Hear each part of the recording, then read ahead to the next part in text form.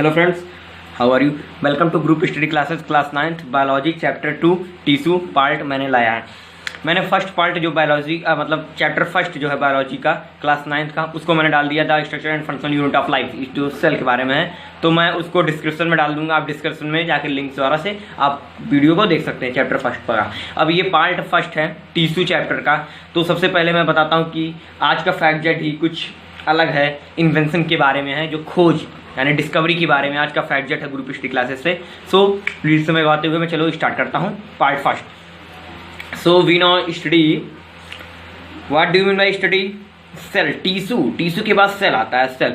तो सबसे पहले चैप्टर का नाम है सेल। तो स्टडी ऑफ सेल क्या कहते हैं? You know understand, study of cell histology, जैसे study of solid, study of cell cytology और study of tissue histology. You know study of cytology, study of cell को हम साइटोलॉजी कहते हैं और स्टडी ऑफ टिश्यू को हिस्टोलॉजी। सो मैं सबसे पहले टिश्यू का डिफिनीशन बताता हूँ आपको, एकदम मेन बढ़िया डिफिनीशन। यू नो, इसको आप याद कर लें। It is a group of cell which is similar in origin, structure and function the terms tissue was coined by Bichat in 1792। तो टिश्यू किसे कहते हैं? Tissue it is a group of cell. Tissue एक group of cell है, यानी group मतलब combination है, ढेर सारे सेलों का combination, which is similar in origin, और सेम ओरिजिन है उनका, सिमिलर सेम है, एंड फंक्शन भी सेम है, स्ट्रक्चर भी सेम है। द टर्म, और ये एक डिफिनीशन होगा tissue it is a group of cell, it is a group of cell which is similar in origin and structure and function. तो अब इसको डिस्कवर कौन किया था? जैसे सेल को डिस्कवर किए थे रॉबर्ट हुक 1665 में, बाई कौन सेल पे? तो क्या कहते हैं, the term tissue was coined by Bichat. जो टिश्यू के डिस्कवरी के फादर हैं, यानी इनके इन्वेंशन कौन किया था? तो वो बाइचैट, और कब किए थे? इन 1792 में। अब मैं बात करता हूँ फादर ऑफ हिस्टोलॉजी, इन्हीं को ही फादर ऑफ हिस्टोलॉजी कहते हैं, बाइचैट। तो आप हिस्टोलॉजी तो समझ में आओगे, मैंने पहले ही इसीलिए आपको बता दिया था कि study of tissue is known as histology, ठीक है। अब फाउंडर ऑफ हिस्टोलॉजी, यानी इसके फाउंडर कौन है? तो मार्किलो Malpighian, who coined the term histology mer in 1819। मार्कियो माल्पिगियन नाम के एक साइंटिस्ट थे जो नाम रखे थे हिस्टोलॉजी का इन 1819 में इन्होंने इसका नाम रखा था। तो आई होप आपको टिश्यू क्या है, टिश्यू के बारे में तो पता ही चल गया होगा। अब मैं बात करता हूँ फाउंडर ऑफ हिस्टोलॉजी, आपको पता चल गया। फिर अब इम्पोर्टेंस ऑफ टिश्यू है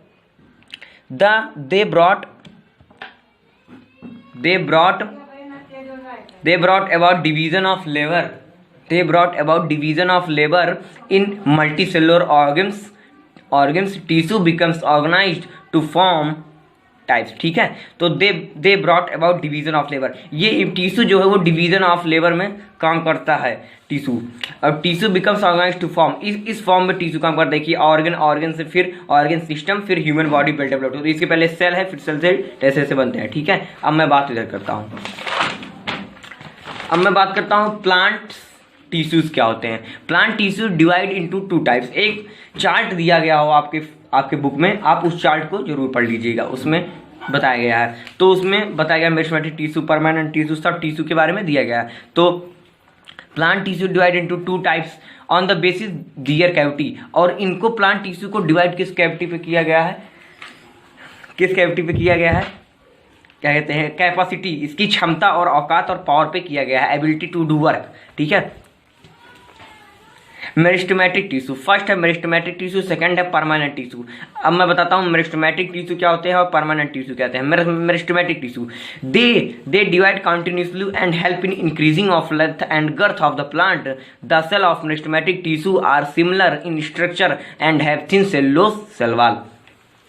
तो मेरिस्टेमेटिक टिश्यू होता है they divide continuously and help increasing of length, और मेरिस्टेमेटिक टिश्यू का काम है कंटिन्यूसली हेल्थ को इंक्रीज करता है, किसके? प्लांट्स के, और गर्थ और उसकी चौड़ाई को भी इंक्रीज करता है। और the cell of meristematic tissue are similar in structure and thin, और इसका जो टिश्यू का स्ट्रक्चर है वो थिन है और similar and thin cellulose cell wall, और एंड थिन सेलुलोज, इसके में सेलुलोज सेल वॉल जो है वो बहुत थिन है। अब मैं बात करता हूँ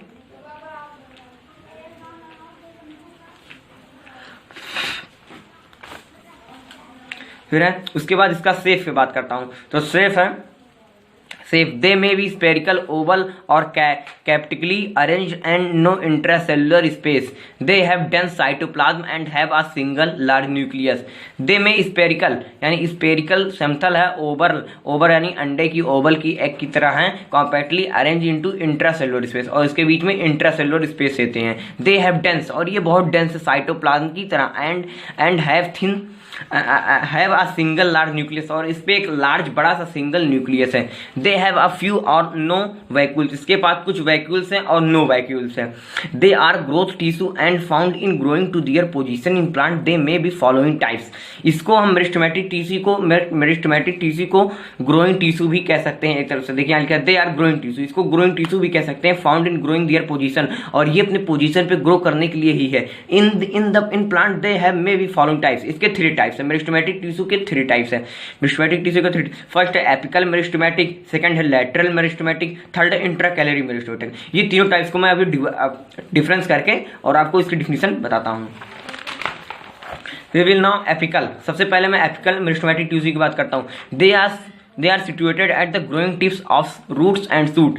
तो एपिकल मेरिस्टेमेटिक टिश्यू का काम है ये ग्रोइंग टिप्स, रूट को और सूट को ग्रो करता है प्लांट्स का। और ये लोकेट कहाँ है, ये इसका प्रेजेंट टाइम कहाँ है, ये रहता कहाँ है। They are situated growing tips of root tips and shoot tips और ये प्रेजेंट कहाँ रहता है, ग्रोइंग टिप्स पे और रूट एंड सूट टिप्स पे। अब मैं सेकंड की बात करता हूँ, lateral meristematic tissue. Lateral meristematic tissue होते हैं, lateral meristematic tissue they are found beneath bark in cambium region and vascular bundles of dicot root and stem. तो lateral meristematic tissue they are found beneath the bark, ये beneath कहाँ होता है, bark यानी छाल होता है, जो पेड़ों के छाल होते हैं उसमें होता है इन कैम्बियम रीजन में। एंड वेस्कुलर बंडल्स, और वेस्कुलर बंडल्स मैंने बताया था आपको, वेस्कुलर बंडल क्लास 9 के चैप्टर फर्स्ट में है, लास्ट टॉपिक है वेस्कुलर बंडल्स। मैंने वहाँ बताया था कि वेस्कुलर बंडल क्या होता है। फिर vascular bundles and dicot root and stem, और डाइकॉट स्टेम में और रूट में होते हैं। अब मैं थर्ड बात करता हूँ intercalary meristematic tissue. Intercalary meristematic tissue they are the located at the base of leaves और इंटरनोड्स। ये लीव्स में प्रेजेंट होते हैं, बेस यानी उसके नीचे वाले हिस्से पे प्रेजेंट होते हैं। बेस यानी जहाँ से स्टार्ट होती है लीव्स का वहाँ प्रेजेंट होता है। और इंटरनोड्स के बीच में प्रेजेंट होते हैं। Example stem of grasses and other monocot plants. जो स्टेम ऑफ ग्रासेस हैं, ग्रास के स्टेम वहाँ प्रेजेंट होते हैं और मोनोकॉट जैसे प्लांट पे प्रेजेंट होते हैं। फंक्शन ऑफ मेरिस्टेमेटिक टिश्यू, पूरे मेरिस्टेमेटिक टिश्यू का function. Meristematic tissue acts as a parent tissue from which other tissue develop.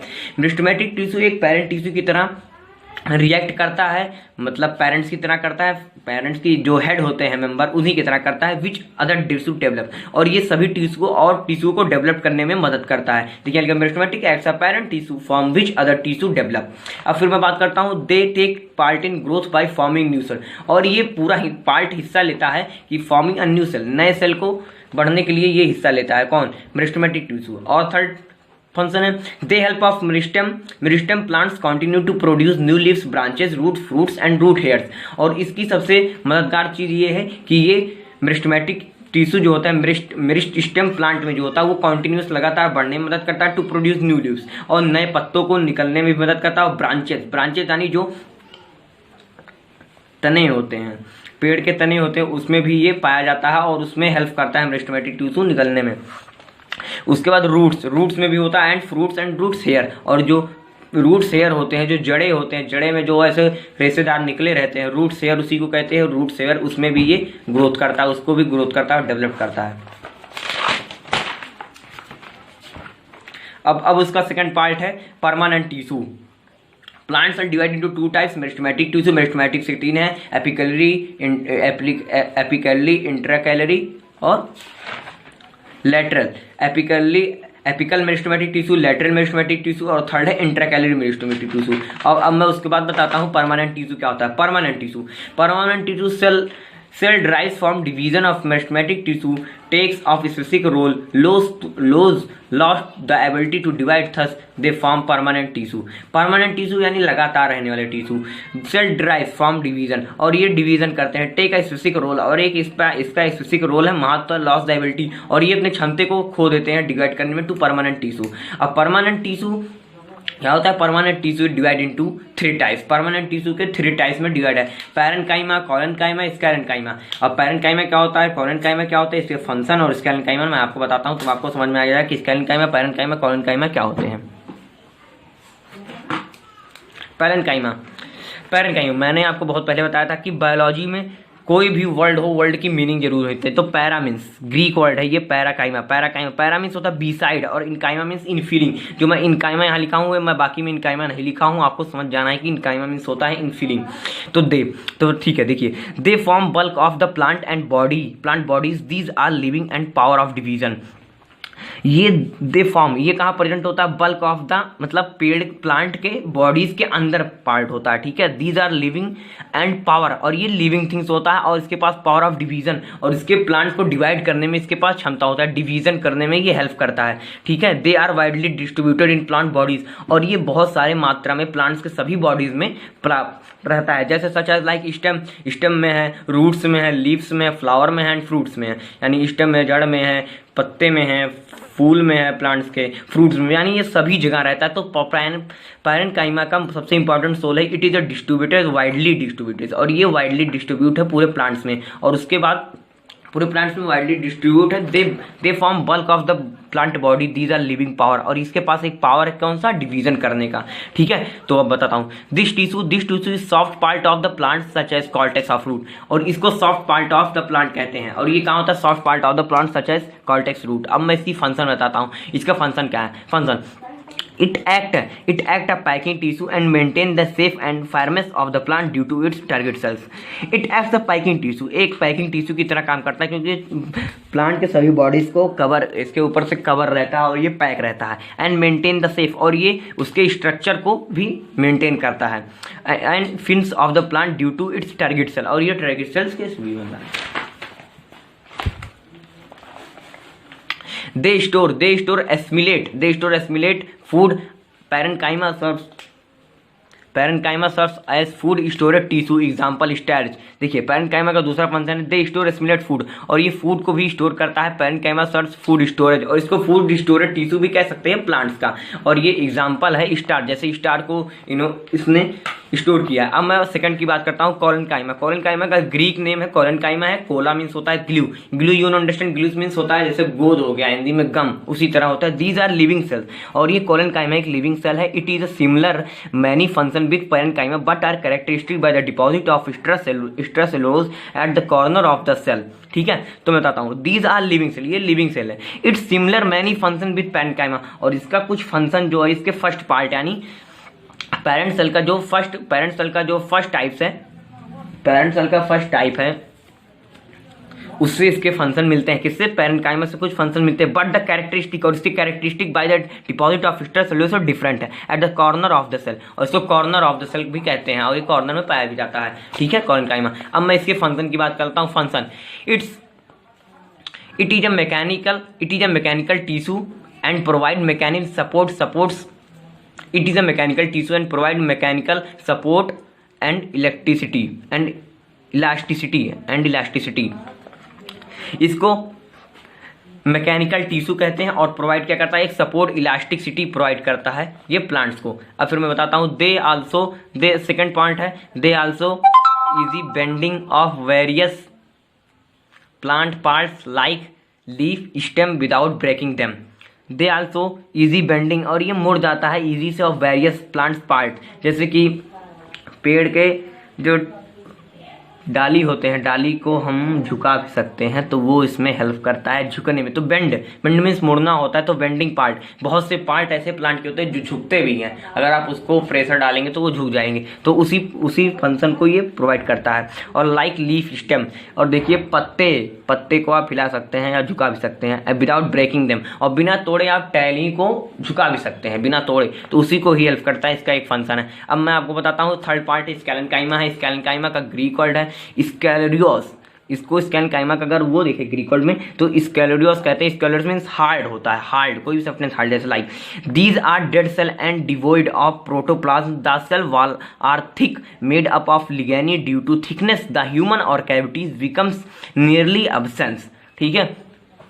तो मैं बताता हूँ, दे आर डेड सेल। ये जो स्केलेनकाइमा है एक डेड सेल है। A cell and devoid of protoplasm, और ये डिवोइड किससे? Protoplasm. The cell wall are thick made up of lignin, और जो स्केलेनकाइमा डेड सेल है इसका जो सेल है वो बहुत थिक है, मोटा है, यानी मजबूत है। मेड अप ऑफ किससे? वो किससे बना है? किससे बना है इसका सेल वॉल? जो लिगेनिन, ड्यू टू थिकनेस। और लिगेनिन क्या है? Due to thickness. The lumen और कैविटीज बिकम्स नियरली एब्सेंस, और इसके ह्यूमन कैविटीज और नियरली एब्सेंस होते हैं। अब मैं इसका फंक्शन बताता हूँ। Function, they are mainly mechanical and protective in function of gives strength, rigidity, flexibility, elasticity to the plant body. इसके भी फंक्शन बहुत सारे इंपॉर्टेंस हैं। दे आर मेनली मैकेनिकल, ये पूरा मैकेनिकल है, and protective of the function, और ये प्रोटेक्ट का काम करता है प्लांट्स का। इफ गिव स्ट्रेंथ, लिगेडिटी, इसके पास स्ट्रेंथ, लिगेडिटी भी है, और फ्लेक्सिबिलिटी भी, लचीलापन भी है, और elasticity to the plant body, और ये इलास्टिसिटी भी प्रोवाइड करता है प्लांट्स को। तो मैं अब इतना यहाँ तक किया हूँ। अब मैं इसके बाद सेकंड पार्ट में लाऊंगा। तो अब मैं आपको बताता हूँ ग्रुप स्टडी क्लासेस का फैक्ट जेट क्या है। तो थैंक यू। अब मैं आगे बताता हूँ।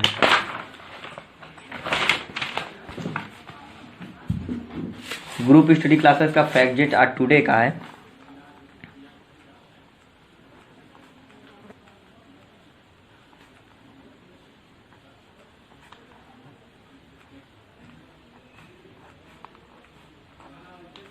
ग्रुप स्टडी फैक्ट जेट है कि दुनिया की पहली साइकिल अगर आपसे पूछा जाए तो आप क्या बताएंगे? दुनिया की पहली साइकिल किसने बनाई थी? दुनिया की पहली साइकिल वॉरेन वॉन डैरिस ने बनाया था, और इन्होंने बिना पैडल के ही साइकिल बनाई थी। इन्होंने बिना पैडल के साइकिल बनाई थी। अब मैं इसको लिख देता हूँ कि इनका नाम लिख देता हूँ। दुनिया की पहली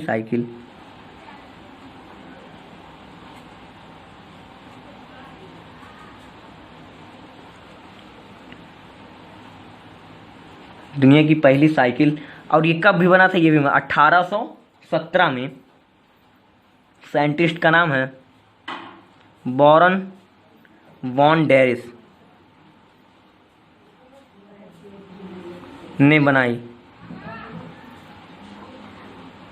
थी, जिसमें पैडल नहीं थे, जिसमें पैडल भी नहीं थे, पैडल नहीं थी। तो दुनिया की आज ग्रुप स्टडी क्लासेस का फैक्ट जेट है, दुनिया की पहली साइकिल 1817 में बनाई गई थी, और इसे किसने बनाया था? वॉरेन वॉन डैरिस ने, बैरिट साइंटिस्ट ने, और इसमें पैडल भी नहीं थे। तो thank you for watching my videos, and please subscribe my YouTube channel and like share comment. Thank you.